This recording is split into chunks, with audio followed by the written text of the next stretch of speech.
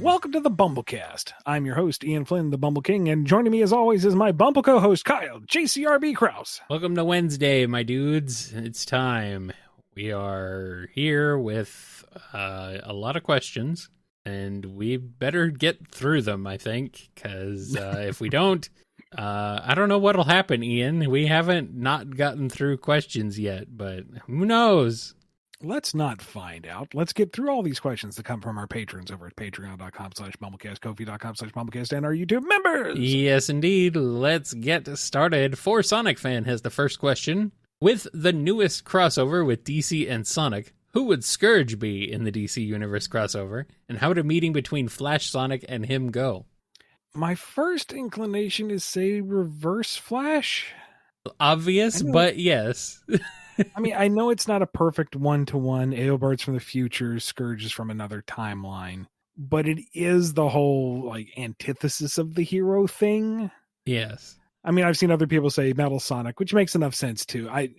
I'm sure there's 101 different combinations of characters you can do. Mm-hmm. Like, I figure you could make a good case for Knuckles being Batman, but you know what? Yeah, I mean, funny that you make him Superman, though. That's very, very funny. Just, given the franchise's history. Yeah, I can't really talk about it a lot for obvious reasons, but yeah, basically I was kind of given the parameters to work within. So anyway, if we're working with the idea of Reverse Flash Scourge and Flash Sonic, honestly, I see it going pretty much how they normally interact. He's a jerk. Well, I was going to say which one is that, but they're both jerks, but in different ways. Heroic jerk and evil jerk. Yeah. And they run fast and they hit things at high speed. Yeah. I don't think Scourge is smart enough to be Reverse Flash, though. Like, Reverse Flash has the arrogance, but there's a degree of sophistication and Machiavellianism to him, and Scourge is a dull, blunt object. You could say he's dumb, it's fine. Scourge fans know.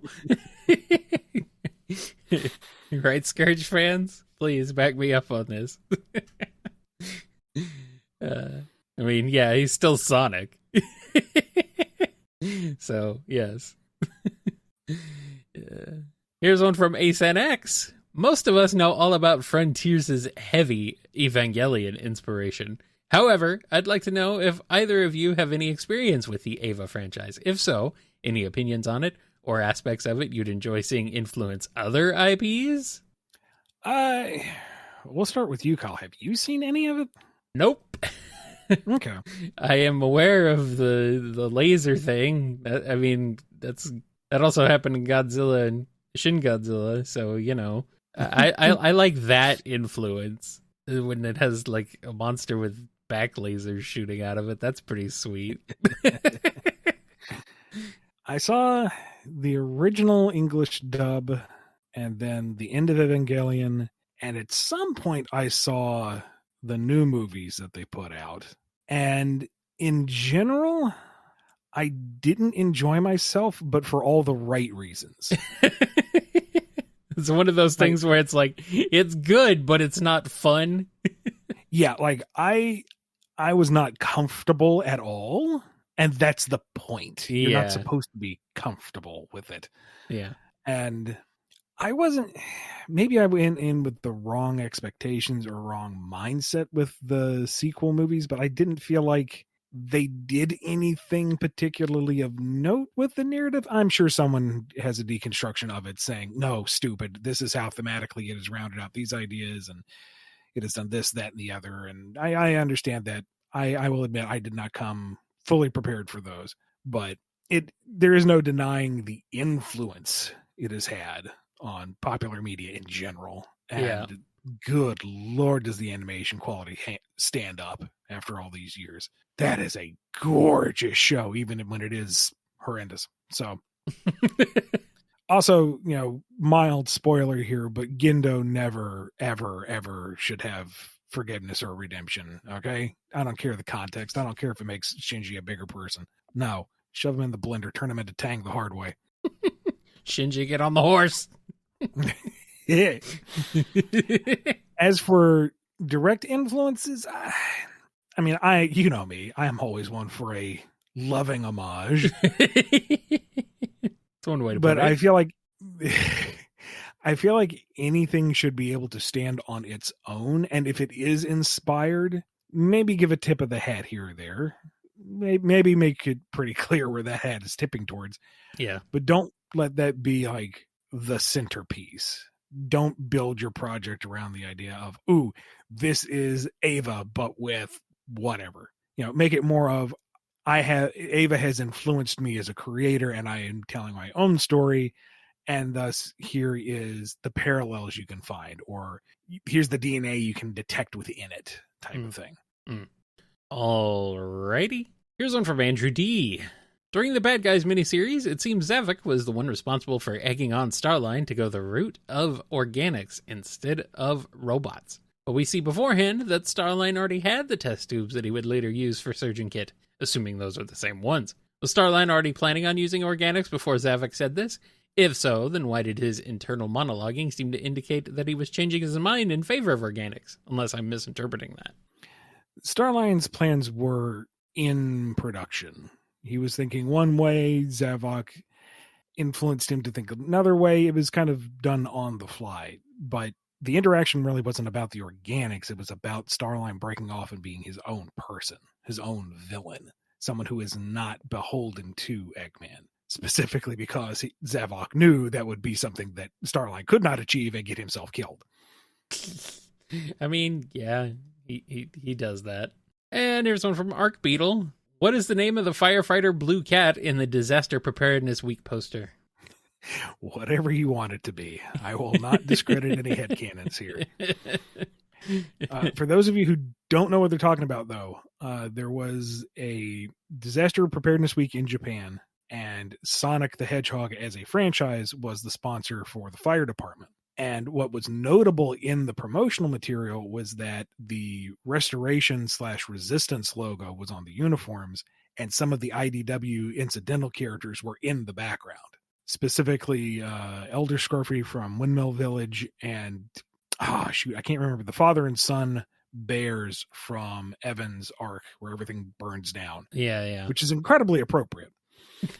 A little on the nose, but you know. Well, see, this is what I love about it, is that not only is it a nod to the IDW stuff, which isn't as prominent in Japan, because I don't know how far along the translation is, but it's not nearly where we are in North America. I think they're still in the middle of the Metal Virus arc. Right. So those characters haven't shown up for them, but they are specifically tied to a story about, rampant fires, and they're included in a promotion about fire prevention and safety.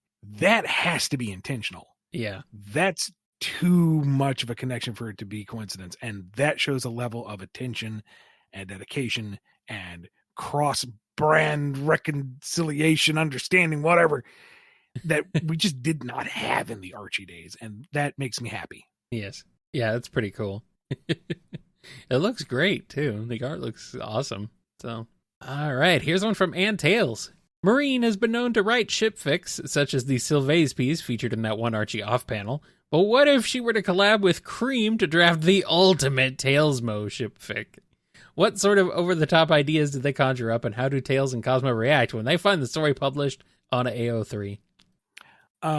So Cream would make it a very lovey, very snuggly, very happy, cuddly story. Very wholesome. Lots of hand holding. Lots of hand holding. Very chaste hand holding. Yes, of course. And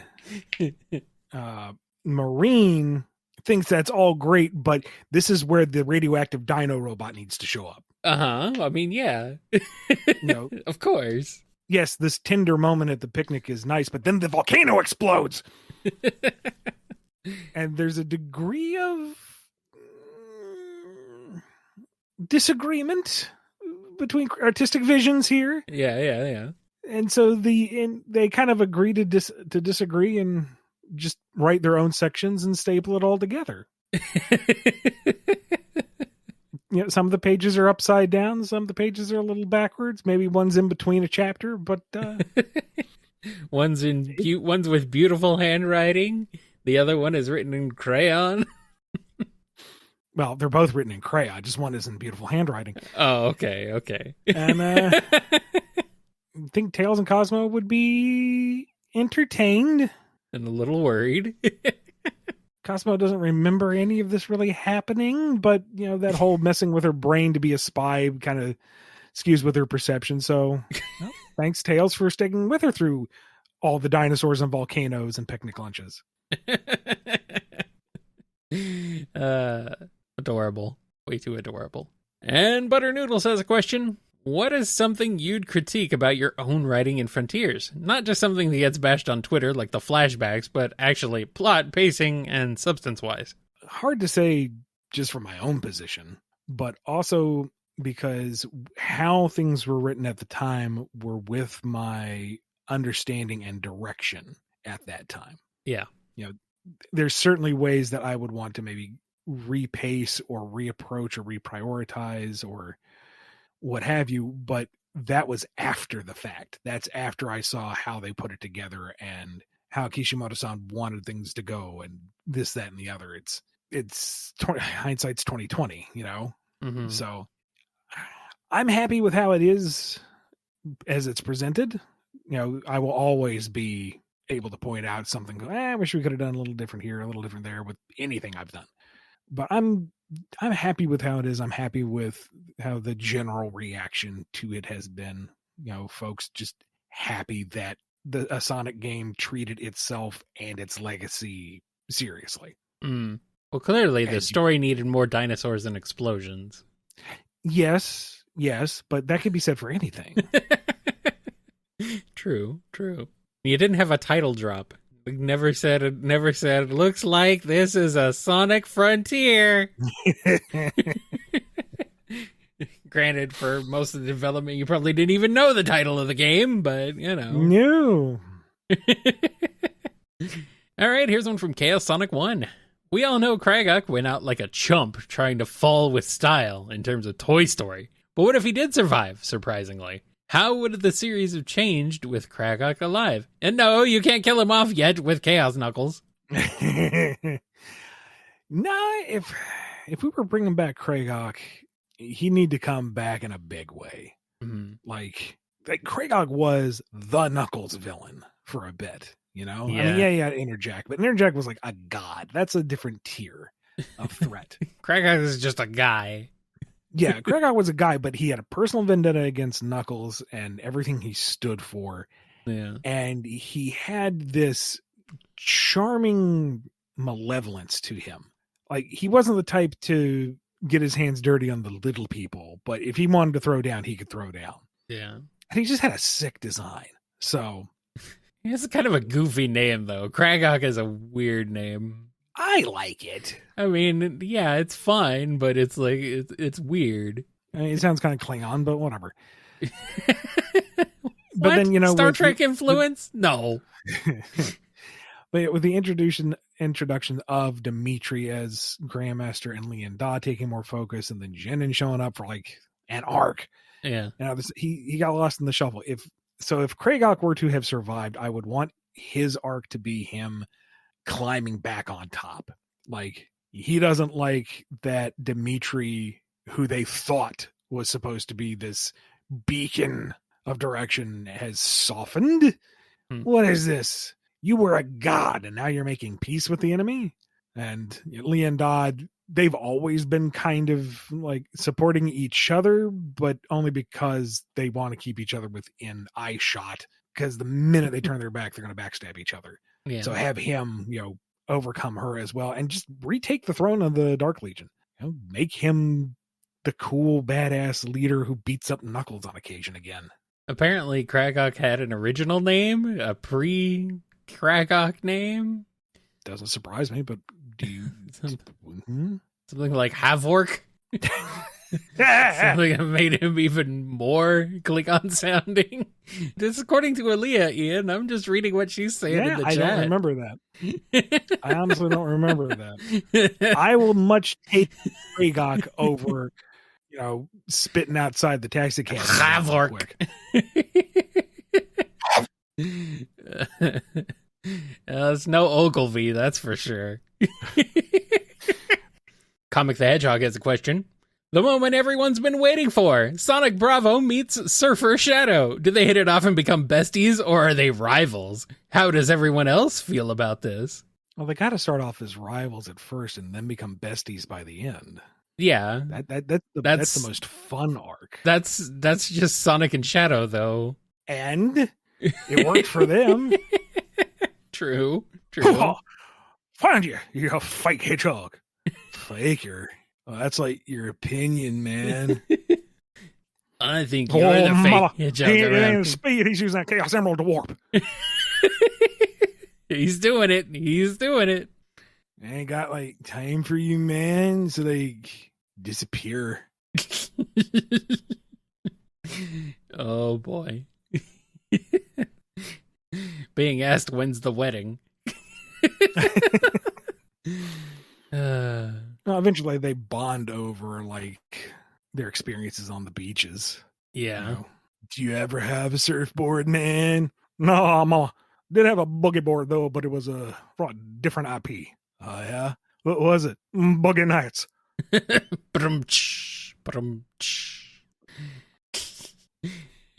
All right. Crab has a question. Hi, Ian. I recently found A Strange Shore, a comic you supposedly wrote/contributed for, and it has not left my brain since I love it so much, especially in comparison to a certain Jumanji ripoff looking trailer that came out recently. Do you have any ideas how you'd continue it if given the chance? Or if you wouldn't, do you have any ideas of who you'd like to make an animated version of the story? All right. So first off, not supposedly, I did write that. Head over to bumbleking.com and look at the portfolio link. You can see everything I have done. And I was the writer for that short story, which was in a collection of other Minecraft stories. And Minecraft? Good gracious, was I spoiled by the art team. It is it is the prettiest story in that book. I'm sorry. I will claim that without contest. And it was very much inspired by my own early experiences with Minecraft, being kind of thrown in the deep end, having no idea what I'm doing, the terror of the things that come out in the night, and stumbling across the rando generated villages and going, no. This needs to be a road. That door needs not lead off a cliff. We're going to fix up this town. And funny thing is, I've seen some discussion of it over the years, and people are going, this is a weird version of Steve and what's the female avatar called? Alex, I believe. Yeah. Even though there's no dialogue in the story, it's all art driven.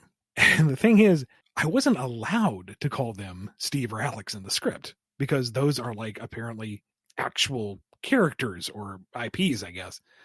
So in the script itself, they're just called David and Nadia as a nod to a couple of my friends. But you wouldn't know that unless you actually saw the script. So when I see folks going, well, Steve doesn't look like that, or Steve wouldn't be this way particularly. It's not Steve. It's David. Yep. Yeah, it looks like Steve because that's what he was inspired by, but he's David. Sorry. Yep. That's how it goes. It's Jack Black. Oh, wait. No, hold on. As for continuing it, oh, sure.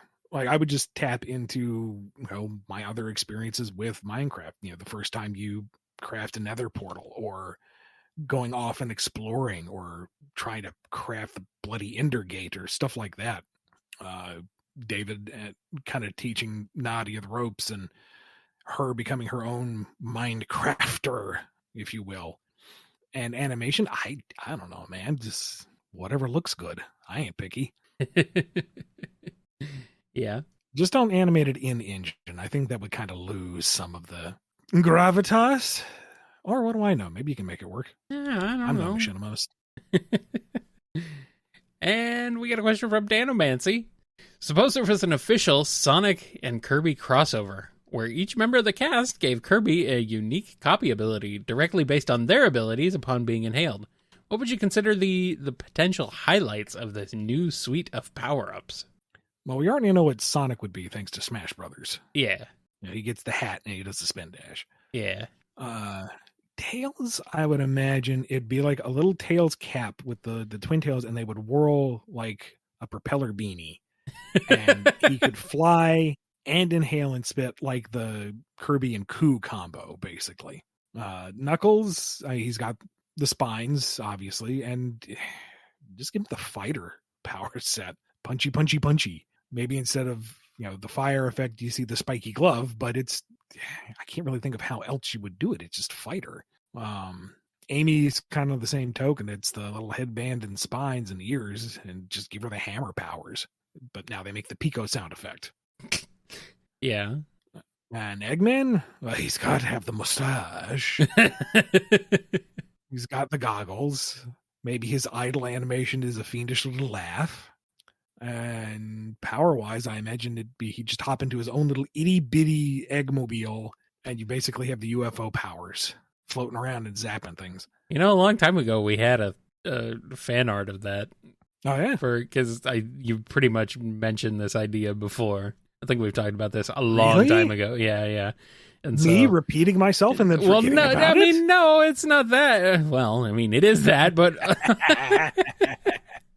but also, it's been a long time. But I'm just remembering, we had this adorable little thing drawn by a wonderful artist named Suze a long time ago. It was on a thumbnail, and it was great. So, I think it would work.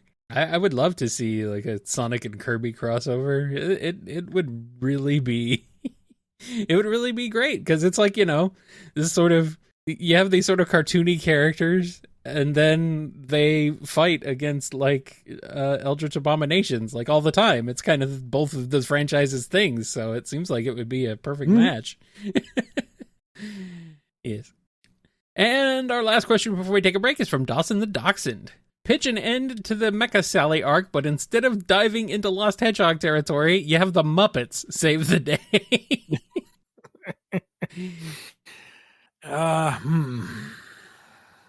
Okay. So, good Lord, how do you do this?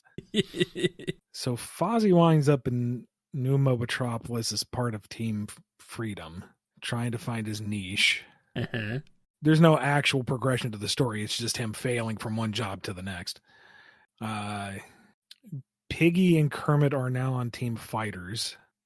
And Kermit's really wondering how in the world they got involved in all this, and why are they in the middle of a war, and why are they tracking down a killer robot? Can they just go home? The show's supposed to start in 5 minutes. Whereas Piggy is insulted that everybody else is paying attention to this other lady. Never mind that she just got to this world and is in the middle of a completely different plot line. It should be about her.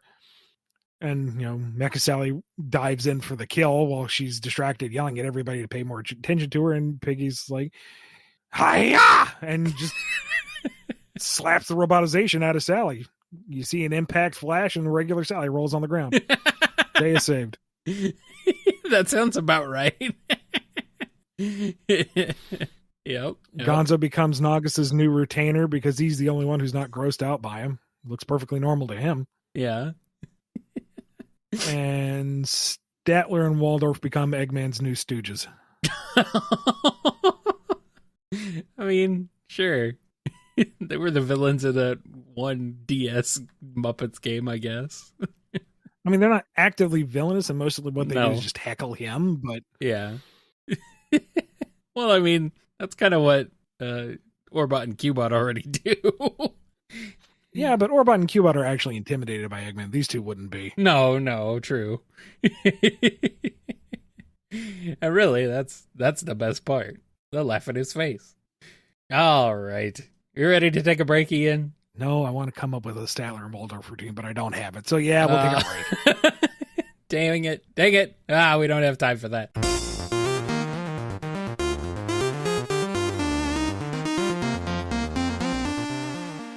This episode is sponsored by Speed Radio, a bi-weekly podcast playing through nearly every single Sonic the Hedgehog game commercially released, analyzing how the series evolved and changed throughout its 30-plus year run.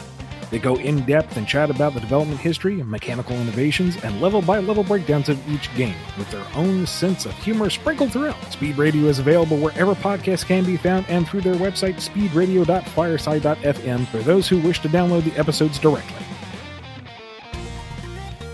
This ad is sponsored by Daniel H. He'd like to introduce you to Miss Kelsey Reed. She's an ambitious local filmmaker, actor with dreams of starting her own YouTube studio. He's seen what she can do with a little budget and can't wait to see what she'll do with an even bigger one. Attached is a link to her GoFundMe page. She's got a little money in, but could use a little bit more. He's eternally grateful for those people who have believed in her and would like to boost those that have dreams too. Give the link a read over if you please, and he thanks you for your time. Link will be in the description of the episode below. We're back, and we're starting off with our weekly giveaway question. Follow us on our Twitter, Tumblr, Blue Sky, or Facebook accounts and have your chance to win a free question answer session here on the show. This week's winner is Blake the Break from Blue Sky. Sonic and Amy's relationship, whether it's romantic or not, is one of the more important relationships in the franchise. If you were given free reign to write it however you like, how would you do it? Would they marry and have kids, stay lifelong friends, adventure together more often, etc.? I know you mean this in the best possible way, but man, you've opened up the gate to the minefield for me. There is no right answer to this. Whatever you say, there will be a segment of Sonic and Amy fans that will be very, if not disappointed, outright angry at you for the wrong answer. I do like where they are right now, where they're comfortable with each other, where they're openly friendly with each other, where it's clear that they trust and rely on each other. That, I feel, is just nice to have. If it were to become something more overtly romantic, I would want them to still remain true to their core characterization. And I think that is possible. I think there is a balance you can find there. Yeah. I just don't think it's going to happen under current circumstances. And likewise, I feel like at their healthiest relationship, that it would be just as acceptable between the two of them that they decide, no, they're going to go their separate ways. No harm, no foul. So the way I would write them, you ask, is in a healthy, supportive way, whatever form that takes. Alrighty. Let's move on to some more questions. This one's from E200 Paragon. This one is a shout out to the Black Arms artist Spindlex and her supporters who want me to ask a special question for them. What kind of voices would you give to Archie's Black Death and Eclipse the Darkling? If you can't think of a voice actor, then what existing characters do you think best matches your vision of Black Death and Eclipse talking? Black Death, I imagine, was very close to Black Doom. Like, not particularly different because he was essentially the latest incarnation of him. He was a bud off of the main body. He was Black Doom's will for all intents and purposes. So maybe just have somebody do a good Black Doom impression so that it sounds like it, but it's a little different. And that way you're like, okay, well, it's a different character, so of course he sounds a little different. It's your Black Doom impression. We'll go with that. For Eclipse, you would need, at least in my mind, someone who can sound vulnerable and approachable, but also irredeemably evil. So that when he is, heartbroken over the destruction of his kind or his rejection by Shadow, it sounds legitimate that he is actually sad, that he is facing an internal crisis. How can he be rejected like this?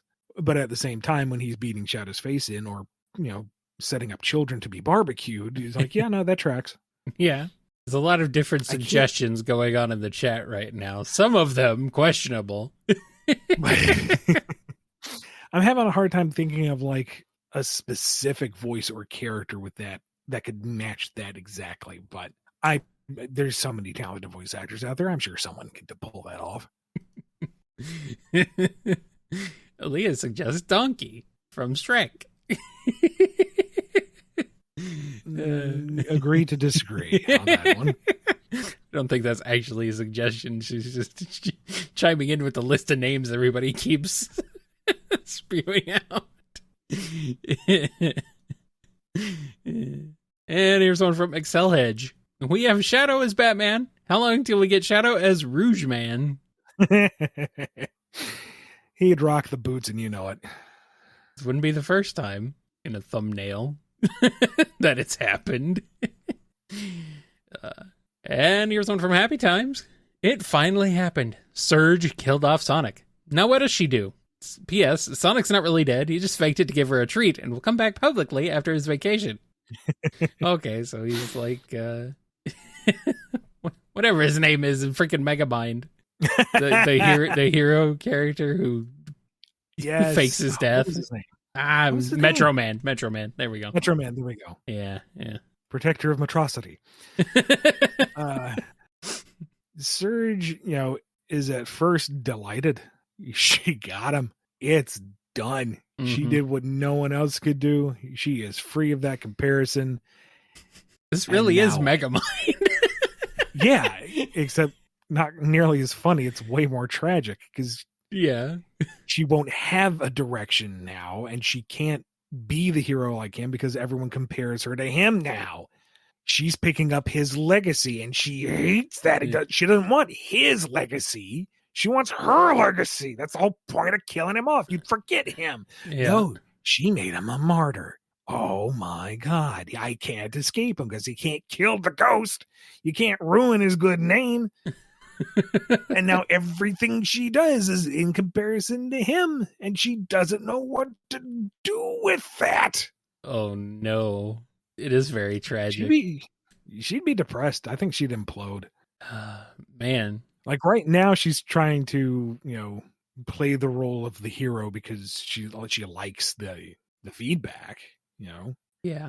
But that's within her own context. She's coexisting with Sonic. She kills off Sonic. Yeah, she's taking the title, the mantle, but it's going to be within his context. It's not them side by side. It's, you're doing what he used to do, and she wouldn't be able to dispel that, and it would just ruin her. And then Sonic shows up one day. It's like, hey, how's it going? Spaghetti's really nice this time of year.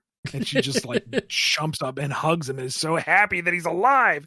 He's like, all right, so time apart was good for us. And then she starts to strangle him. Don't you ever die again. Well, now she knows what it would be like. Sonic's kind of choking there going, I'm getting mixed messages here.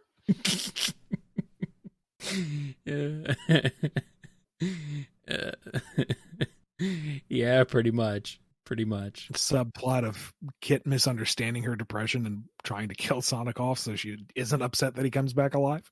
Yeah. Is very confused when she's running interference to save Sonic. Well, what has happened here? I don't know you anymore. Oh, man. Now it gets weird. Well, he's weird. Well, maybe Metal Sonic can step up and she can hate him instead. She would still have an outlet for her hatred. Want Sonic's leftovers? Get at it. Smashes and leaves an Langman's doorstep. Metal Surge, get the memo. Work with me here. True. There you go. All right, here's one from Hearts 13. With infinite parallel realities in Sonic's multiverse, there's bound to be one that's a composite of the Archie and IDW Sonic timelines. What would a world be like with Archie Sonic characters, both originals and modernized versions of the Deke and classic characters, in the post-Forces modern era of IDW Sonic? I really think you could just slip most of them right in, just kind of tweak things a bit, and yeah. For some of them, for at least for like the Freedom Fighters, they're another team on the giant planet that is Sonic's world. Yeah, if we're talking post reboot specifically. Yeah.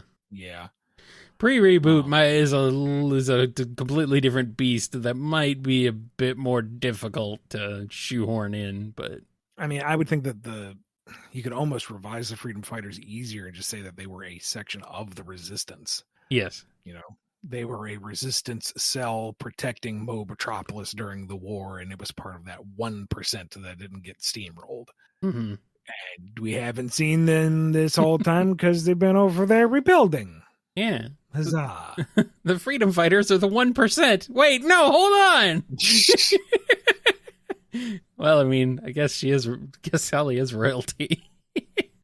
As a matter of fact, when Amy was stepping down as leader, I pitched, can we like just bring Sally back for this? Can we get an IDW Sally to take over the restoration? It would make sense. It's just the one. Can you give me that breadcrumb? And Please, no, it didn't work. please. So I was like, all right, Jewel can do this for a while, right? And here she's still doing it. But, you know, the other Freedom Fighter groups and other egg bosses were specifically themed around game locations. So yeah, it's kind of just plug and play right there. Pretty much. And a question of, well, why haven't we seen them yet? Because we haven't been there yet. We haven't done that yet. Sonic's been busy with other stuff. Well, hurry up, Sonic. Slow. And in that scenario, I guess I'd be following the playbook that I had for post-reboot, which was, you know, establish each region. You know, here's your villains, here's your supporting heroes, and Sonic plus a couple other characters show up, have an adventure, move on to the next region, and just kind of tour the planet. And by the time they get back to a particular region, it's been long enough that it's fresh again. Things have moved in the background, and now we have a new set of circumstances, and we can pick up and move on. So it was very compartmentalized, but it would have been endless story potential. Yeah. Maybe someday. Fingers crossed. Hero Squad has a question. Starline, Isekai, Yoshi's Island, as baby. How go? He realizes that if he gets kidnapped, he's going to be taken to the king of Koopas, who he desperately wants to work alongside. So he's sabotaging Yoshi left, right, and center. As a baby. Yeah, as a baby. Like, he's purposely jumping off the saddle. He's trying to pull on the back of Yoshi's head to make him run into enemies. Oh. Okay. He's screaming and crying regardless of whether or not he's in that bubble. Ooh, ah, ooh, ah. He's knocking away eggs that are trailing behind Yoshi, so he has no ammo. People are saying he would just be an egg. It's like, come on, guys. Where's your sense of fun? Well, they're not wrong, because about 30 minutes of this nonsense, Yoshi's just going to swallow Starline and carry the egg. Well, yeah, okay. Right? He's got it under control. That's true. That is a just good point. Hucks it at the doorstep at the end of the game. Done with this. Except when he throws the egg, of course it bursts and the Isekai adventures continue. Yes. Yes. And that's when a Mario version of Eggman sticks his head out the door and goes, "Who's egging my house?" Pretty much. All right, Matt on the call has a question. With Eggman having a cousin in Adventures of Sonic called Dr. Warpnik, here's a challenge. How would you change Dr. Warpnik to fit the modern Sonic era? Make him a Shatterspace character. You know, he's a Warpnik from one of the really oddball Shatterspaces, or one that didn't quite form properly. And this was actually from some like back pocket ideas of actually trying to get Warpnik into the Archie books. It never came to be, but it was kind of a what might I do if given the chance. And yeah, where Eggman is all about order and oppression and making everything fit into his particular mold, Warpnik would be the antithesis. He would be destructive chaos. You know, tear things down, mutate things, make things wrong for the sake of just doing it. You know, he would be the Nero that fiddles while Rome burns. He would just be unhinged. And you have Sonic, who went against Eggman, is a force of freedom and liberation and resistance to that oppressive order. And then he's got to turn it on its head with Warpnik, because he is one for fighting for stability and safety and the status quo. Because he's a little weird with this web-footed fella. Yeah. And here's one from Morless. What would happen if Blaze used a fire flower from the Super Mario Brothers games? She'd get a sick color scheme. Yeah, she returned red and white. That's about it. And her fire powers would now make a bleep, bleep, bleep noise. Yep. And Mexico17 has a question. Sonic loses a bet with Tails and has to go quote-unquote natural for a month, meaning it reveals that he secretly has hair like his parents. He's been somehow hiding with a cap for years. Up to you if he's mostly blonde like Bernie or mostly brunette like Jules was, but I'm team blonde personally. How would whatever people would be the funniest to react. I'm imagining that he's really self-conscious about it, and he pulls off the wig, and it reveals it's a mix of blonde and brunette, but it's like the sickest undershaded look you can manage. Like, he takes off the blue cap, and he looks cooler, like infinitely cool. He's just a badass look, and everyone's like, dude. And he's like, yeah, I know, don't rub it in. No, you should do that more often. What are you talking about? This looks awful. No, dude, you look great. No, the all blue's way better. No, I don't know, man. I don't know. You know, even Shadow's kind of looking him up and down going, nice look. No, don't you get on this. I know you're making fun of me. No, I'm being legitimate. You look excellent. You're creeping me out, dude. This isn't funny. No, I'm being serious. All right, joke's over. I'm done. I'm so confused right now. Why are they flirting? And, you know, the bet's done. Sonic goes back to full blue, and everyone's like, okay. I like it better the other way. Sonic's like, yeah, I get the joke. Ha ha. You like it better the other way. I know what you really mean. No, really, dude. The blue's just kind of bland. It's kind of monochrome. It doesn't really pop. You guys are really committed to this bit. You know what? I'm leaving it on out of spite. All right, dude. You do you. Takes it off and AB screams, oh no, he's hotter.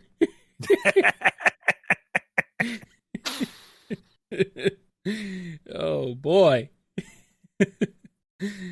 And here's one from Nodi. Quick question. Did Eggman only conquer 99.99% of the Earth so he didn't have to pay the Chaotix? I've made it a policy not to endorse headcanons, but you are sorely tempting me with this. I mean, you know what? I'll say I agree 99.99% with this headcanon. They're asking the question. They didn't say that this was their idea, you know. They're just asking. There's an out. You got an out on this.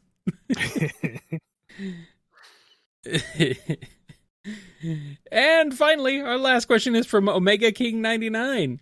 So, as Shadow publicly announced on Twitter long ago, I have a soft spot for adorable little kittens. Taking that at face value, how do our main feline members of the Sonic cast, Blaze, Honey, and Big, feel about that statement? Are they appreciative in some way, weirded out at the specification, or contemplating the potential world-shattering realization that both humanoid and normal cats can exist? Think Goofy standing next to Mickey's dog Pluto.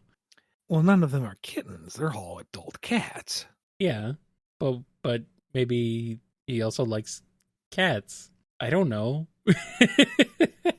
The chat says boo. The chat boos this man. There we go. That's the reaction I was going for. The chat boos this man. Boo. I mean, Blaze is largely unflappable, and is she though? Well, I guess when it comes to like personal attachments, but you know, she'll just make sure that he defined kittens. She is a cat. We're clear about this. Good, very good. But and then she'll be like, "What, so you don't have a soft spot for me?" Big's just gonna grab him up in a big old hug. I like you too, buddy. I said kittens. And Honey, I mean, you certainly could go a number of ways with this. Depends on how shippy you want to be with it. Either way, it ends up with a fist fight, but it's because she enjoys it, I guess.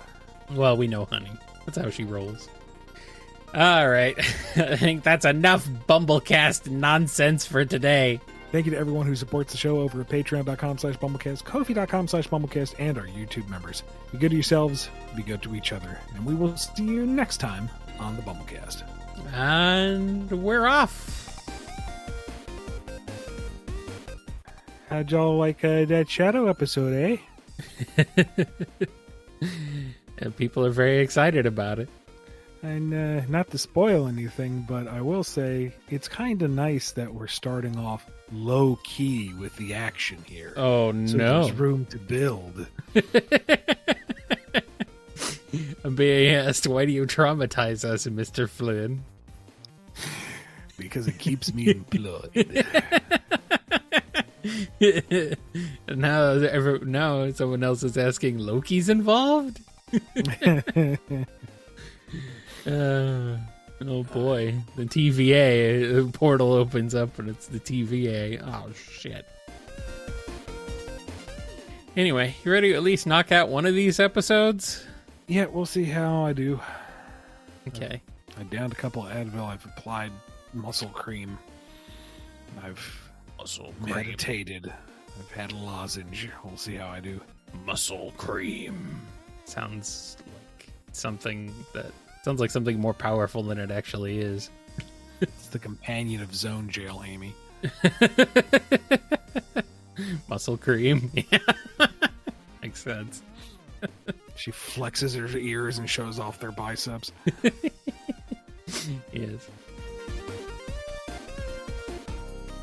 You've been listening to the BumbleKast, a co-production of Bumble King Comics and the KNGI Network. Original theme music composed by Ken Coda Snyder. Remixed intro by T-Lopes. Find out more information, along with podcast feeder links, MP3 downloads, and more at bumbleking.com and kngi.org.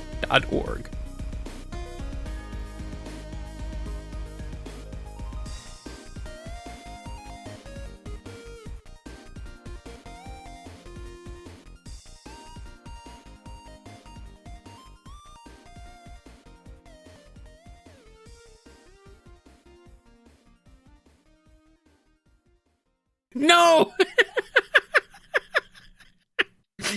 Ian, no! Ian, you're fired!